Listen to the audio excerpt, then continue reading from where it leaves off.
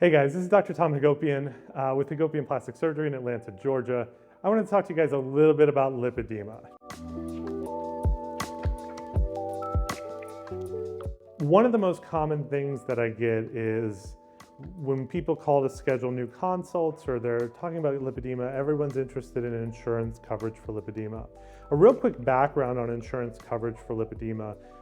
It's a really recent thing that insurance is covering lipedema. It mostly started in the 2020, 2021 timeframe. And the insurers before that were generally not covering the condition. But now most insurers, or a lot of insurers, have policies to cover lipedema using surgery as a treatment, which is great.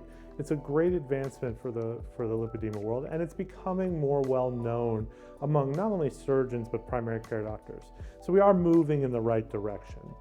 But with insurance coverage for surgery for lipedema, there are a lot of requirements. And generally what insurance companies are looking for before they'll cover surgery is they want to have a couple things that meet their criteria.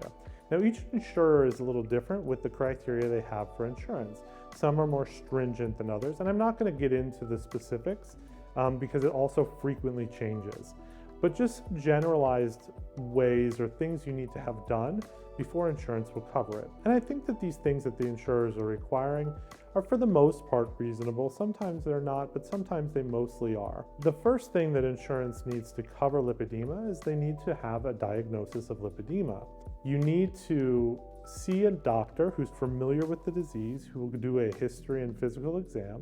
And the diagnosis of lipedema is made on history and physical exam. There is no test or genetic test or biopsy or anything that can run or a blood test that can determine if you have lipedema or not. The diagnosis is made on history and physical exam. So they want you to have the diagnosis. In order to have the diagnosis, you generally should see a physician, usually a medical doctor, who will examine you and is familiar with lipedema and will start a non-surgical treatment plan. Now, I can make a diagnosis of lipedema, and I frequently do. A lot of times patients come to me and they say, my friend has this and said I have it, what do you think? Or more frequently, and actually really commonly, they come from a physical therapist or an occupational therapist who says, hey, you came to me for lymphedema, someone else had diagnosed with that, but that's not actually what you have lipedema. And then they seek me out and they find out about and then they end up seeing me. I can make the diagnosis of lipedema as a physician in the United States. However, most insurers will require more than one diagnosis or a confirmation of the diagnosis from somebody other than the surgeon who's planning on performing the procedure. I think that's reasonable as well. So most people need to have seen or will see a medical doctor to make that diagnosis. And there are specialists in lipedema throughout the country. A lot of times that doctor is a vascular surgeon who is familiar with the disease because they treat lots of lymphedema. The second thing they need is they need to know that you've tried some non-surgical ways to manage lipedema.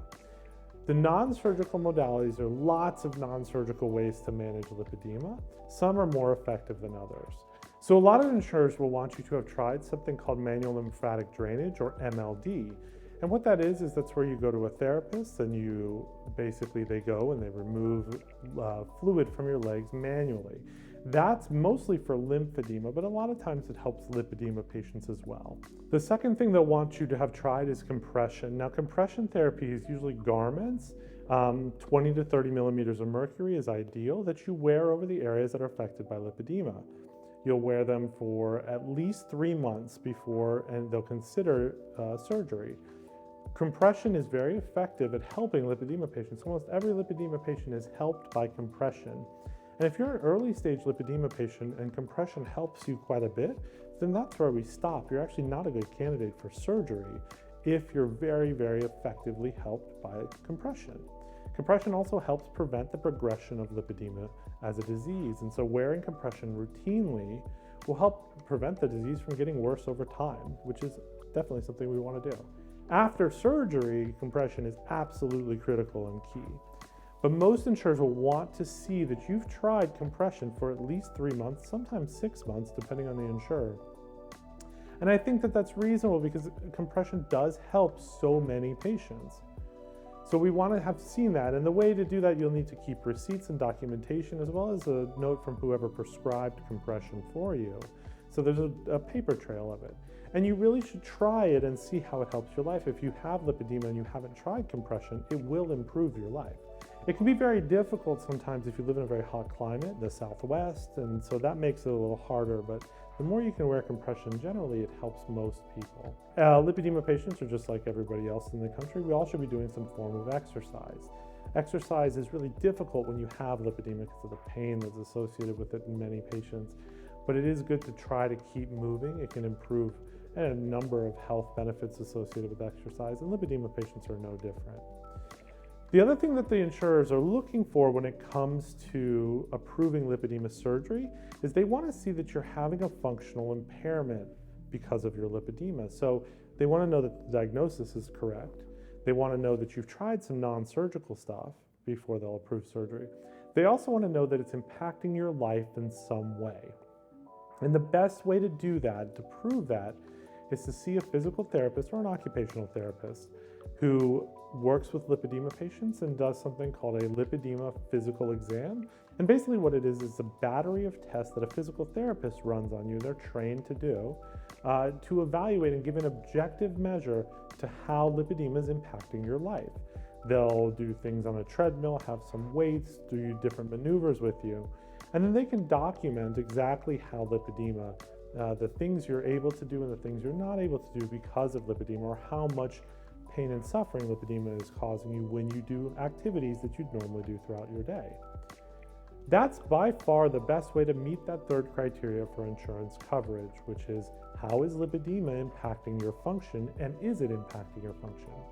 So I do see some lipedema patients, typically stage 1s and 2s, who are early and they don't really have any impact on their function. And they won't qualify for surgery because of not having that documentation of impact on function. And I think also that's reasonable. If you do have lipedema that's well managed with conservative measures, I don't think it's unreasonable for them to say, yeah, we should hold off on surgery until you get a little bit older. So that's a general overview of the things you need to do to get insurance coverage for the surgeries for lipedema. Lipedema surgeries are highly effective. I'll make another video that kind of talks about all the different things we do for lipedema from a surgical standpoint. But just to give you a little overview of some of the things that they're looking for. All right, anyway, this was Dr. Tom Hagopian. Again, I'm a plastic surgeon in Atlanta, Georgia. You can follow me on YouTube. I'm gonna try to do more YouTube videos as time goes on. You can also check me out on Instagram. I'm at Dr. Thomas Hagopian. I have a Reddit that I post to as well. Yeah, anyway, take care.